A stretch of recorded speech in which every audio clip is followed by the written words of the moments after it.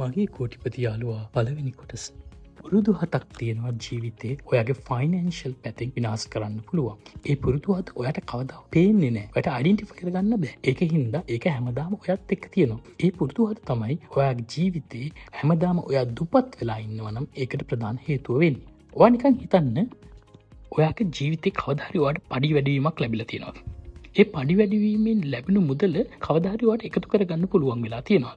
එහෙම වෙලා නැතම් ඒකට ප්‍රධාන හේතුව ඔයත් මේ පුරුදු 7 පවත්වාගෙන යන එක. මොනවාද මේ පුරුදු 7 කියලා අපි මේ පොඩ්කාස්ට් එකේදී මේ පළවෙනි කොටසේදී කතා කරලා බලමු.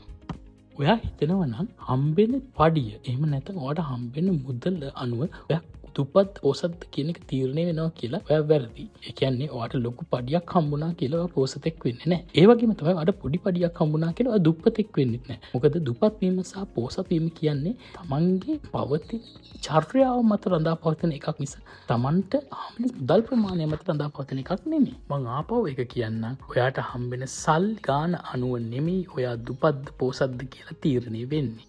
ඒකට හේතුව හිතන්න ඔයා ලොකු පඩියක් ගන්න මිනිස්සෙක් කියලා. ඔයාට ලොකු කාර් එකක් තියෙනවා. ඔයාට ලොකු ගෙයක් තියෙනවා. මේවට ඔයා ගෙවන්න ඕනේ. ඒ වගේම තමයි ඔයාට ආදායම් බදු ගෙවන්න තියෙනවා. ඔයා අලුත් ෆෝන් පාවිච්චි කරනවා. ඔයා අලුත් සබ්ස්ක්‍රිප්ෂන්ස් ගන්නවා. Netflix වගේ ඒවා පාවිච්චි කරනවා. ඒකින්ද ඔයාට වේදම වැඩි. ඒ කියන්නේ ඔයා හම්බ කරන ප්‍රමාණය අනුව නෙමෙයි ඔයා පොසත් දුපත්ද කියලා තීරණය වෙන්නේ. ඔයා හම්බ කරන ප්‍රමාණයයි වේදම් කරන ප්‍රමාණය අතර තියෙන වෙනස මම ආපහු කියන්නම්. ඔයා හම්බ කරන ප්‍රමාණයයි වේදම් කරන ප්‍රමාණය අතර තියෙන වෙනස තමයි ඔයා දුපත්ද පොසත්ද කියලා තීරණය කරන්නේ. මම මේක තවත් උදාහරණයකින් කියන්නම්. ඔයා හිතන්න ඔයාගේ පැත්තේ ඉන්න කාට හරි ස්විප් ටිකට් එකක් හැදුණා කියලා. එයා කොච්චර කාලයක් ධනවත් විදියට හිටියද? ළඟදී කරපු රිසර්ච් එකකින් කියලා තියෙනවා අවුරුදු 5ක් ඇතුළත බහුතරයක් මේ ස්විප් ටිකට් එහෙම නැත්නම් එක පාට ලැබෙන ධනය මගින් පොසත් වෙන මිනිස්සු දුප්පත් බවට පත් වෙනවා කියලා. ඉතින් ඒකට හේතුව මොකද්ද? ඒකට හේතුවත් මේ හම්බ වෙන ප්‍රමාණය නෙමෙයි ඔයාව දුපත්ද පොසත්ද කියලා තීරණය කරන්නේ. හම්බ වෙන ප්‍රමාණය සහ වේදම් කරන ප්‍රමාණය අතර තියෙන වෙනසයි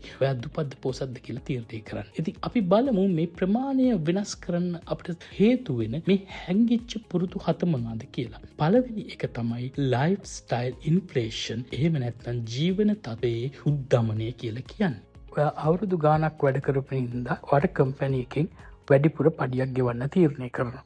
අපි හිතමු ඔයාගේ පඩියට වඩා ලක්ෂයක් වැඩිපුර මුදලක් ඔයාට ඔයාගේ පඩියට එකතු කරා කියලා. ඉතින් මෙහෙම එකතු කරාට පස්සේ ඔයා හිතනවා නම් ඔයා පොසත් බවට පත් වෙනවා කියලා ඒක වැරදි. අපි මේ කතා කරන ලයිෆ් ස්ටයිල් ඉන්ෆ්ලේෂන් කියන එක ඔයාගේ පුරුද්දක් නම් ඔයාට කවදාවත් ඒ විදිහට පොසත් වෙන්න බෑ.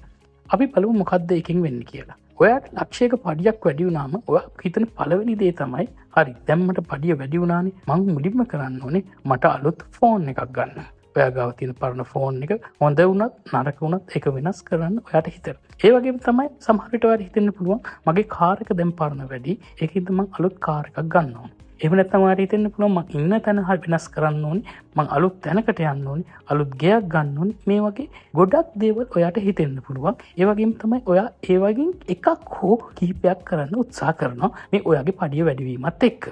ඒකට ඔයාට සාධාරණ හේතුවකුත් තියෙනවා. මොකද මම මහන්සි වෙලා වැඩ කරන මිනිස්සෙක්. ඒකින්ද මට මේක උරුමයි. මට මේක ඩිසර්ව් කියලා ඔයා හිතනවා. ඉතින් මේ தත්ත්වයට තමයි අපි කියන්නේ ලයිෆ් ස්ටයිල් ඉන්ෆ්ලේෂන් කියලා. ඔයා අලුතෙන් ගත්ත මේ භාණ්ඩේ එහෙම නැත්නම් අලුතෙන් ගත්ත මේ සේවාව හින්දා ඔයාට ටික කාලයක් සතුටින් ඉන්න පුළුවන්. ඒ දවස් 30ක් විතර යනකොට මේක සාමාන්‍යීකරණය වෙනවා. ඒකට අපි කියනවා හෙඩ්‍රොනික් ඇඩැප්ටේෂන් කියලා. ඒ කියන්නේ ජීවිතයේ අලුත් තත්වයකට මුහුණ දුන්නම අලුත් දේවල් ටික කාලයක් තුලදී ආපහු සාමාන්‍ය දේවල් වෙනවා. එතකොට ඒකට ඔයාට තියෙන ආසාව නැති වෙනවා. හැබැයි වැඩේ කියන්නේ ඒ වෙනකොට ඔයා ගත්ත ලෝන් එකක් තියෙනවනේ, ඔයා ගත්ත ෆිනෑන්ස් එකක් තියෙනවනේ, ඒක දවස් 30කින් ඉවර වෙන්නේ නැහැ. ඔයාට අවුරුද්දක් දෙකක් සමහර විට අවුරුදු 5ක් 6ක් ඒ දේ සඳහා ඒ ෆිනෑන්ස් එක නැත්තම් ඒ ණය ගෙවන්න සිද්ධ වෙනවා. එතකොට ඔයා හම්බ කරපු මුදල නැත්තම් ඔයාට වැඩි වෙච්ච මුදල ඔයාගේ ජීවිතේ ප්‍රායෝගික නැත්තම් ප්‍රොඩක්ටිව් දෙයකට පාවිච්චි කරන්න බැරි වෙනවා.